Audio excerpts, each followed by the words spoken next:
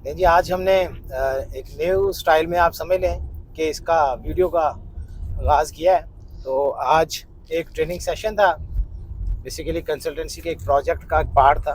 तो वहाँ पर लास्ट टाइम हमने इम्प्लीमेंट किए थे केपीआईज़, और केपीआईज़ को फिर अलाइन किया था इंसेंटिव्स के साथ कि किस तरीके से जो आपके केपीआईज़ हैं वो आपके बिजनेस गोल्स के साथ अलाइन होंगे, और आपके जो फिर केपीआईज़ अगर पूरे हो रहे हैं, टारगेट जो आपने दिए हैं अपनी टीम को वो पूरे हो रहे हैं, तो उसमें टीम को अप्रिशिएट करने के लिए क्या ऐसे मेजर्स लिए जा सकते हैं। आज इंसेंटिव की डिस्ट्रीब्यूशन की सेरेमनी थी। बेसिकली जो जनवरी 2025 के हमारे केपीआईज़ हमने एक डिपार्टमेंट को एलोकेट किए थे, तो वो पूरे हुए हैं। तो आज हम एक प्लांट से दूसरे प्लांट पे जा रहे हैं। मेरे साथ प्रोडक्शन के क्वालिटी के लोग हैं। तो बहरहाल आज हम अभी एक इंसेंटिव सेरेमनी जो देख के आए हैं, तो उसके ऊपर हम थोड़ा सा बोलेंगे कि इसके बेसिकली बेनिफिट्स क्या हैं और क्यों होने भी चाहिए। तो मेरे ख्याल में तो ये सबसे पहले बात यह है कि आपको एक राइट समझ लें पाथ मिलता है कि जी हमने करना क्या है।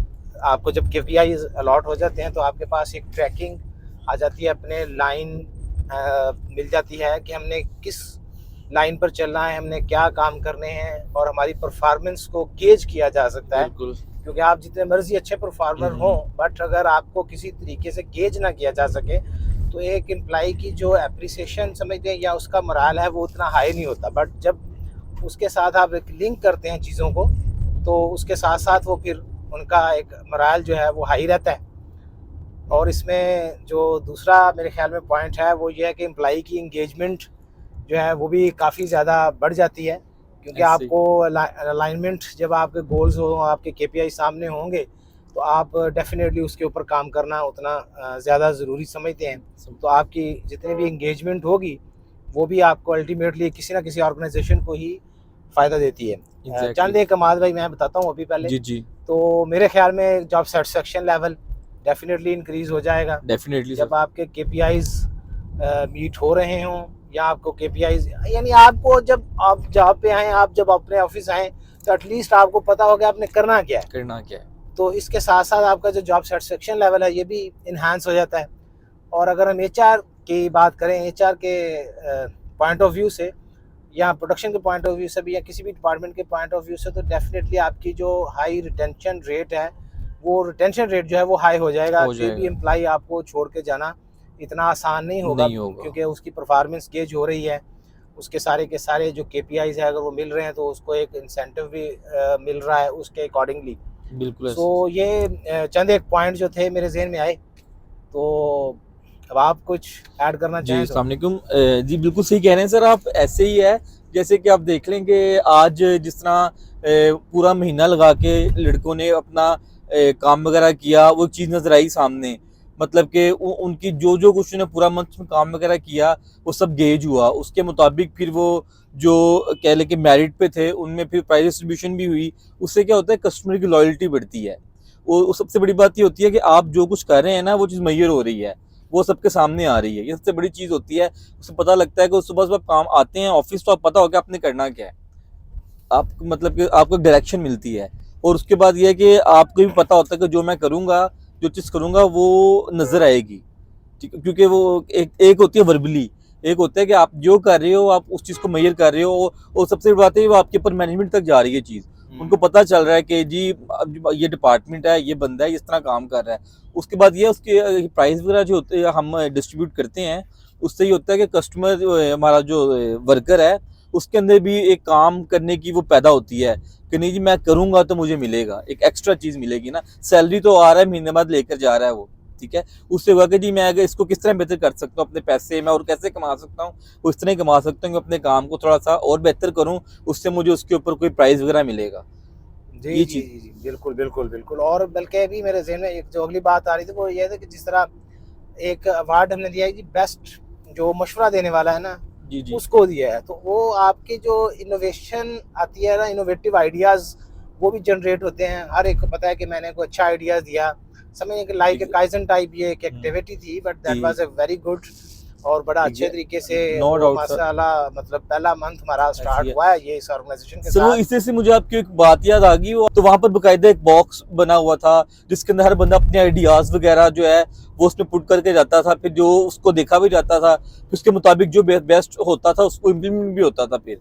तो ये बड़ी अच्छी चीज थी, वो हमें भी यहाँ पर करनी चाहिए इंशाल्लाह। आगे आगे इन फ्यूचर हम उस चीज को भी साथ में साथ लेकर काइजन के लिए बेसिकली एक तो वो बोर्ड भी है कि आप वो साथ में note pad chit pad type रखते हैं, कुछ वो भी चीज़ें नोट करें। बेसिकली ये एंगेजमेंट है जो लिटिल चेंजेस समझ लें जो मतलब इम्प्लाई कर सकता है। तो उसमें दूसरा वो जो बॉक्स एक बनाने का आइडिया है कि बॉक्स बना के रख सकते हैं, सो कि अगर एक एम्प्लॉई ये फील करता है कि मैंने अगर कुछ लिख कर लगाया तो शायद कोई दूसरा माइंड ना करे या कोई भी ऐसी चीज़ें, तो suggestion box is a good option. तो उसके फिर वो आप उसको फिर प्रॉपरली ऑडिट करें कि हाँ जी इस देर को हम खोलेंगे, खोलने के बाद आप उसको आइडियाज़ को नोट डाउन करें और उनमें से जो फिर सिक्योरिटी के प्रोसेस शुरू हो जाता है कि जिसके ऊपर काम करना है।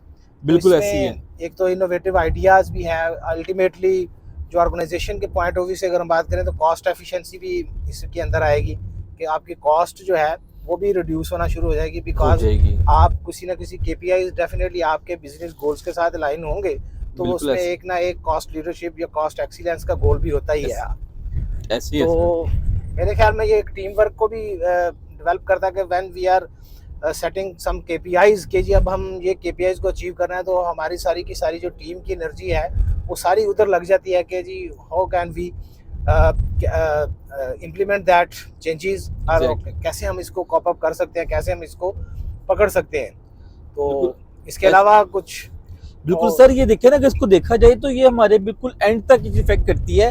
डेफिनेटली हम अपनी KPIs के ऊपर काम करेंगे, हमारे फॉल्ट्स डिफेक्ट्स वगैरह जो हैं वो ज़्यादा से ज़्यादा क्या हाईलाइट होंगे। जब डेफिनेटली जब हाईलाइट होंगे तो कम होना शुरू हो जाएंगे, तो वो आपके प्रोडक्ट बनने तक, कस्टमर के जाने तक कस्टमर सेटिस्फेक्शन और बढ़ जाती है। जैसे कि हम बात कर रहे थे ना कि कस्टमर के और जो हमारे दरमियान जो गैप है कि हम किस तरह लोग मतलब कि कंपनी नीचे आ जाती हैं दूसरी ऊपर चली जाती हैं, तो वो एक यही वजह है कि वो लोग क्या कर रहे होते हैं, बस प्रोडक्ट बनाने पे उनका फोकस है, आफ्टर सेल पे फोकस नहीं है कि चीज़ बनाकर बेच दी है, हमारा काम खत्म हो गया है।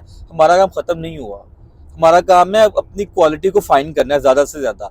जितना फाइन करेंगे ना ऑटोमेटिकली हमारी प्रोडक्शन जो है ना वो बढ़ना शुरू हो जाएगी। वो किस तरह से होगा, उस इसी तरह की तरीके से होगा कि हम अपने वर्कर्स वगैरह को जो है ऐसा KPIs वगैरह बनाएं, उसको लेकर चलें, तो ऑटोमेटिकली ना चीज़ें ठीक होना शुरू हो जाएंगी। चलें, that's good sir, thank you so much sir. आज का ये सेशन हमारा बस मुख्तसर इसी पर्पस के ऊपर था कि हम KPIs के ऊपर बात करें, पर्टिकुलरली कि जाके मैं उस वीडियो को इस तरीके से बनाऊं, तो मैंने कहा चलें इस दफ़ा ऐसे ट्राई करते हैं। So we will wait your feedback कि अगर ये सिलसिला कार आपको अच्छा लगा तो हम इंशाल्लाह इसको कंटिन्यू करेंगे।